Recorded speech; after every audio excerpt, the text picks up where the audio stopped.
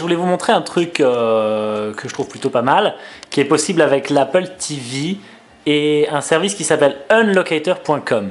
Alors on va passer à l'Apple TV et ce service permet de faire croire à Netflix notamment qu'on se trouve en France et donc de regarder Netflix. Alors mon Apple TV a une configuration un peu particulière, c'est que déjà je lui ai demandé d'afficher les applications liées aux États-Unis.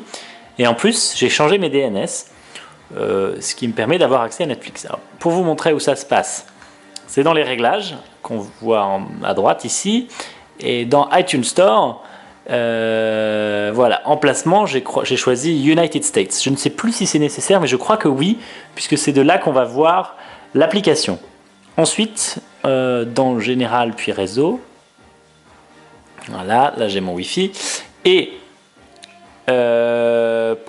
donc ça marcherait aussi en Ethernet, mais vous voyez dans les DNS, je ne sais pas si je peux aller changer ça ici, tac, voilà, configurer les DNS, c'est là.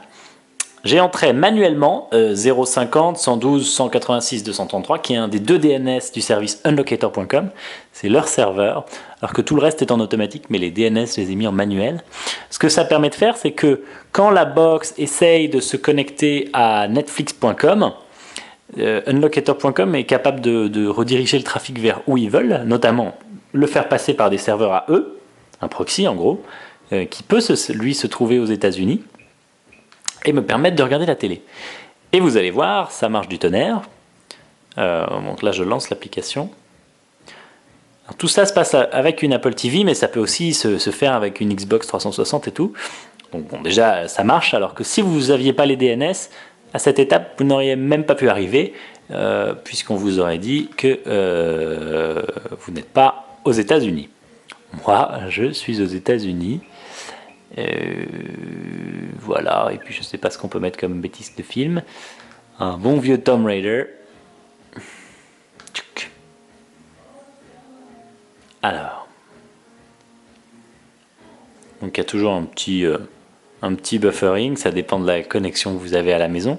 L'Apple TV choisit automatiquement la qualité vidéo pour diffuser le film en fonction de votre bande passante. C'est parfois problématique puisque le système peut se tromper, c'est-à-dire que moi je suis relié en fibre et donc j'ai une bonne capacité internet et parfois ça me met des trucs dans un débit un peu pourri et ça réduit la qualité. Bon là c'est un vieux film, donc si ça tombe ils l'ont même pas en HD. On va plutôt prendre un truc moderne. Il y en a plein d'ailleurs. Alors Netflix a un sacré catalogue. En fait j'étais parti pour essayer le Canal Play Infinity. Tout le monde m'a dit non, essaye Netflix. Donc tous les gens sur Twitter qui ont eu l'occasion d'essayer Netflix, et ils ont eu raison, parce que c'est vrai que j'aurais dû essayer ça depuis longtemps. Le système est très très bon, il y a plein de contenu, et en plus c'est l'occasion pour moi de rattraper des films que je n'ai jamais vus. Alors je ne parle pas de ce James Bond que j'ai déjà vu, mais c'était plus pour l'illustration image. Voilà, donc Netflix, il y a un mois gratuit quand on s'abonne. Il suffit de mettre un faux code postal américain, n'importe lequel, un numéro de carte bleue, et on a un mois gratuit, et puis je pense que je vais payer les mois suivants.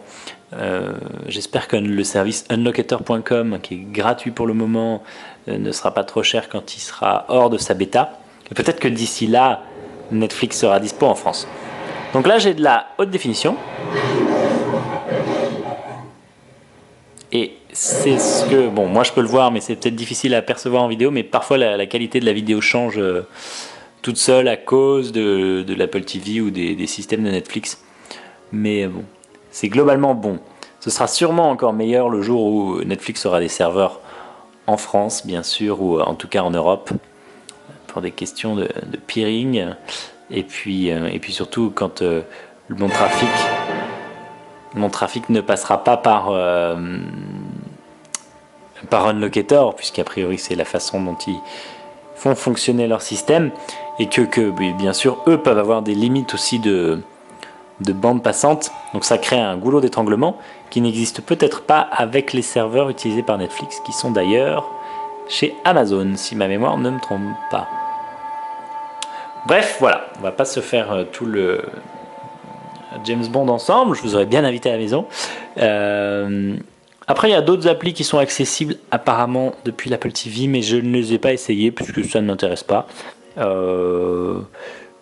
Puis c'est libre à vous de changer vos DNS et de faire joujou pour voir qu'est-ce qui fonctionne et qu'est-ce qui ne fonctionne pas. Par exemple, vous aurez peut-être envie de regarder Disney Channel et de réveiller l'enfant qui est en vous. Ou Disney Junior, encore plus jeune. Voilà, Apple TV, Netflix, en changeant les DNS. Ça marche donc aussi sur un ordinateur. D'ailleurs, je m'en sers dans mon MacBook parfois. Même si sur la télé, c'est quand même ce qu'il y a de plus sympa. En installant l'application iPad. Alors là, le petit problème, c'est qu'il faut du coup créer un compte iTunes Store aux États-Unis, puisqu'elle n'est disponible que pour les gens qui ont un compte store américain. L'installer et puis rebasculer sur le compte classique pour utiliser le reste de vos applications. J'espère que cette petite vidéo vous aura intéressé.